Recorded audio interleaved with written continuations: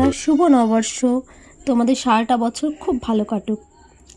আজকে আমার বিয়ের পর এই প্রথম নববর্ষটা পুরো অন্যরকমভাবে কাটছে। তোমরা জানো যে আমার হাজব্যান্ড কোনো ছুটি পায় না, মানে কোনো পুজোতে, কোনো অকেশানে। কিন্তু প্রতি বছর নববর্ষ দিনে পুজোটা আমরা একসাথে দিই।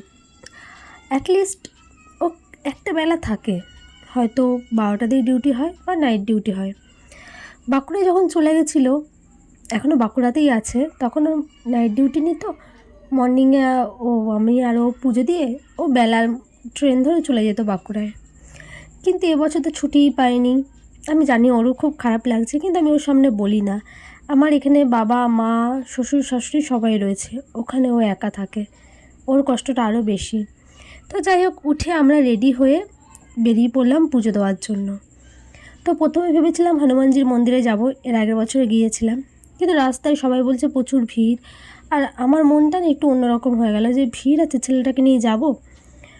তো আমি আর গেলাম না। আমি কমলাকান্ত কালীবাড়ির সামনে নেমে গেলাম, ওখানেও দেখছি প্রচুর ভিড়। দিয়ে যে আমার ছেলেদের স্কুল, ওই গলিটা দিয়েই যাচ্ছি। আমার শ্বশুরবাড়ির ওখানে যে চণ্ডীতলা আছে, যেখানে আমি নীল পুজোতে শিবের মাথায় জল ঢেলেছিলাম, সেখানে আর একটা মানে পাশেই গণেশ ঠাকুরের মূর্তি আছে, তো সেখানেই পুজোটা দিয়ে দেবো।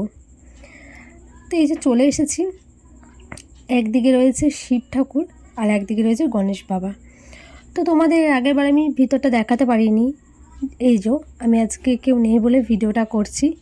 এই যে আমাদের শিব ঠাকুর, শিবলিঙ্গ রয়েছে, আর এখানে নানা রকমের ঠাকুর রয়েছে, মা দুর্গা রয়েছে, গোপাল রয়েছে। আর আমি পুজো দেবো এই যে এখানে গণেশ বাবার কাছে। তো গণেশ বাবার কাছে পুজো দেওয়া হয়ে গেছে, হয়ে আমি এবার যাচ্ছি শ্বশুরবাড়িতে। আসলে আজকে ব্লগ করব বলে সেরকম ভাবা হয়নি, কিছু কিছু ছোটো ছোটো ক্লিপ নিয়ে রেখেছিলাম, সেগুলোই জুড়ে তোমাদেরকে দেখাচ্ছি। তোমরা প্লিজ একটু মানিয়ে নিও। তো এই যে আমি বাড়ি চলে এসেছি, চলে এসে আমি ছেড়ে নিয়েছি জামাটা আর নাইটি পরে নিয়েছি। তো এবার আমি খাওয়া দাওয়া করলাম। আর আজকে না অশোক ষষ্ঠী ছিল, মানে একইতেই মনটা খারাপ, তার মধ্যে নিরামিষই খেতে হবে। নিরামিষ বলতে ভাত আমি খেতে পারবো না, শ্যামা চালে খিচুড়ি খেয়েছিলাম। আর এই যে এখন বিকেলবেলা, এখন যাচ্ছি বাপের বাড়িতে। আর ছেলেও খুব জ্বালাচ্ছিল, ও খালি বলছে পাপা কখন আসবে। আমি বললাম পাপা তো এখন আসবে না, পাপা কিছুদিন পর আসবে। আর এখানে রাজগঞ্জে হচ্ছে 24 প্রহর।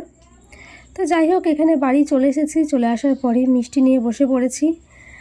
আর ব্লগটা এইটুকুই, আর বাড়ালাম না। যদি ব্লগটা ভালো লেগে থাকে প্লিজ একটা লাইক করে দিও এবং চ্যানেলটা সাবস্ক্রাইব করে নিও। বাই।